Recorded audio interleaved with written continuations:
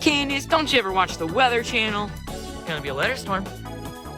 That doesn't mean we can't still make our arts and crafts projects, right, Ferb? Phineas and Ferb, it can stop raining letters. Why doesn't this thing work when I want it to? Well, I'm going inside. I can't handle this letter storm. I'm just gonna watch you for a minute.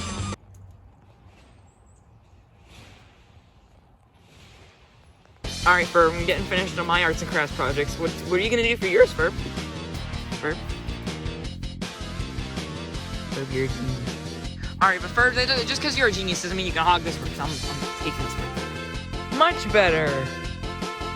Phineas and Ferb, I knew you were up to something. And there's something you should know. Let me ask you one question. Who is the queen? I am the queen. Who is the queen? I am the queen. Oh, really? Well, I was training magic. Got my magic wand right here. Rain letters! Oh no, my royalty! Phineas, you didn't even spell it right. You will pay for that.